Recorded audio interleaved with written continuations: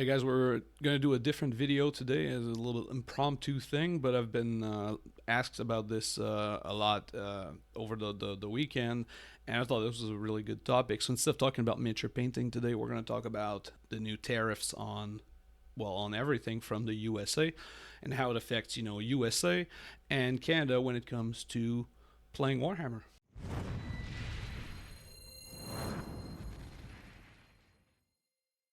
So, as you may or may not know, I've been in the gaming industry for a little while now. I started over 20 years ago giving paint classes to kids at the local store, and then I was the store clerk, and then I worked my way through store manager.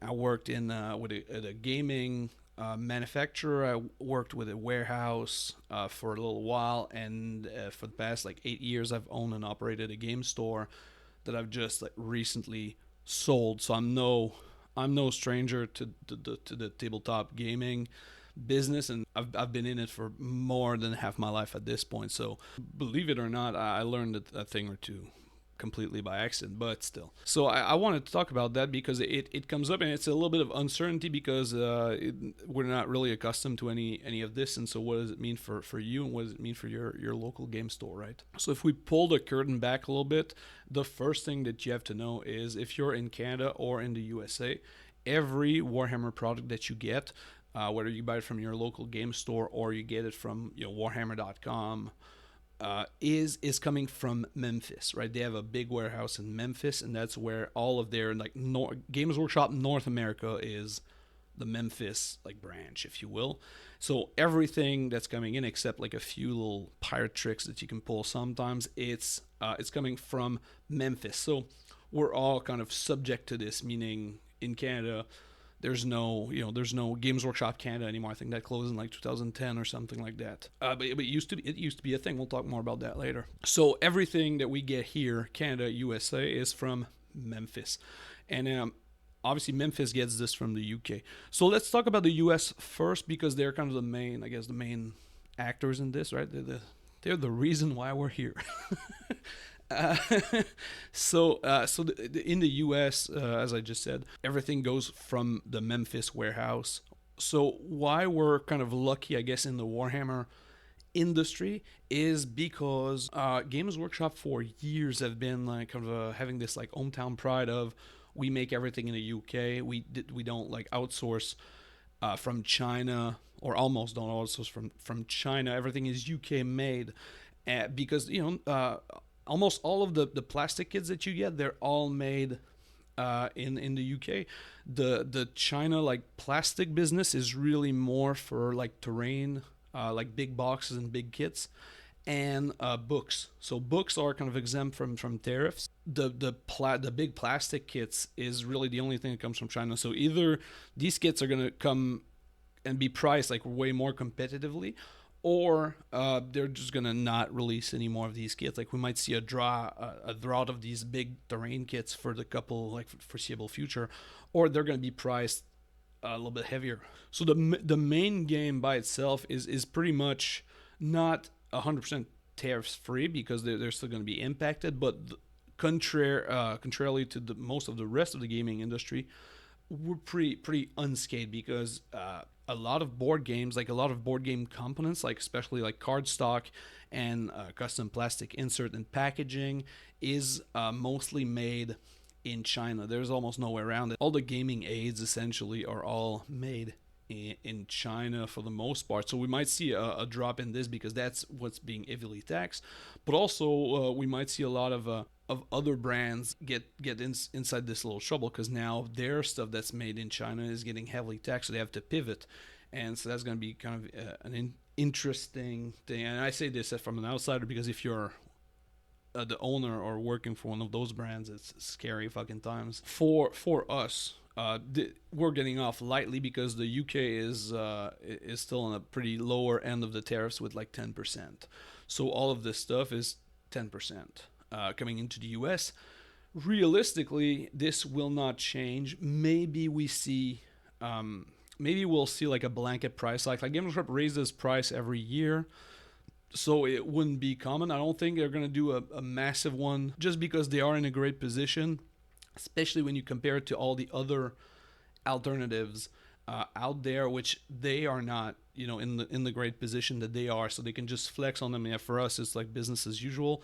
There's 10%. We're gonna take on 5. You're gonna take on 5% with our price hike, and so for us, it's gonna be the same as every year, every other year. Whenever there's like a game workshop price adjustment, it's gonna be kind of the same.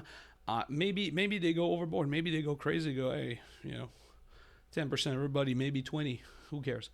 I'm James. I do what I want. I don't know. I don't expect them to, because why would they? It's like uncertain times. They're in a good place, so they can just flex on everybody, on every other company. So I think that's probably what they should be doing. Then again, they do whatever they want. And then for Canada, it's kind of the same thing where, for the most part, we're in the same boat because everything comes through Memphis, but because they are UK made products, then and we don't get the extra tax, because we don't get the retaliatory tax, surtax. I forget what the exact name it is. So we're kind of because it's not USA products and it's also not China products, so we don't get like the double tariff as some people might fear. Again, this is all like, maybe this video expires in like a week, because as of right now, this is how it's working and how it's shaping up. Right, this is kind of an important disclaimer. For us in Canada, again, not necessarily a big deal as of right now, because even though it is tariffs, because it's manufactured in the UK, we're kind of dodging a little bullet here. If this were to like change, if for example the tariffs were about to change, there's a couple of avenues that Games Workshop could explore. If this situation was like worse. Which would be, the first one would be maybe like get a Games Workshop Canada direct to retailer. They've had this in the past. Like Games Workshop Canada was a thing, I think, up to 2010 or 11 or something, 2009 maybe, in that range of years. There used to be a Games Workshop Canada, so you would get your stuff from Canada, and you'd get Canadian reps and everything.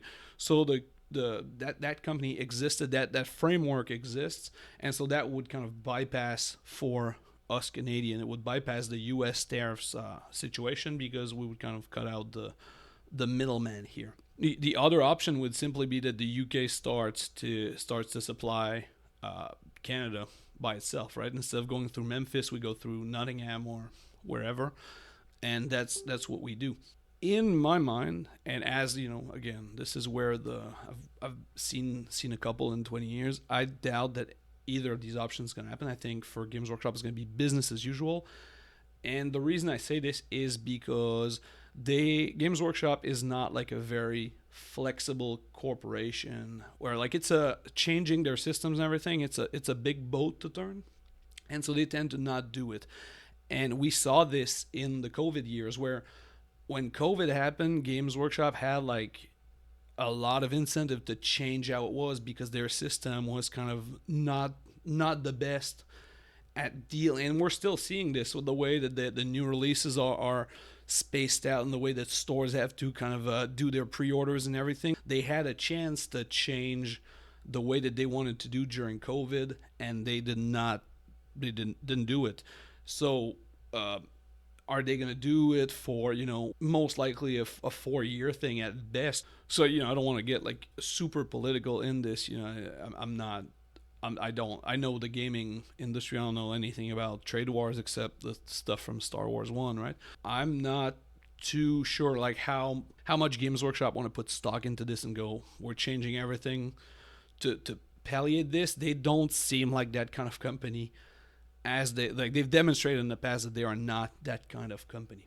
As of now, honestly, like the consumer, the people that play Warhammer, like if you buy Warhammer to paint and to play with it, you're kind of in the good side of the tariffs. Where it's kind of harder is going to be for all of the businesses and the adjacent businesses, like your friends that making Madden tokens and stuff. The game store that are like heavily board game focused, they're the ones that have to really, really worry about it. If you're a consumer right now, you're just looking at like maybe a little steeper price increase this year, but it should not come from your game store, because it's unlikely that your game store is the one to have to pay this.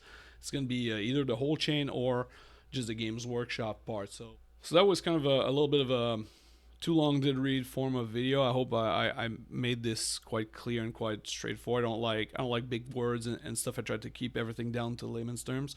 If you guys do like this kind of business talk, like shop talk instead of more painting, do let me know in the comments. I picked up a thing or two in my days of working in this stuff, so I love to talk about this if you guys like it.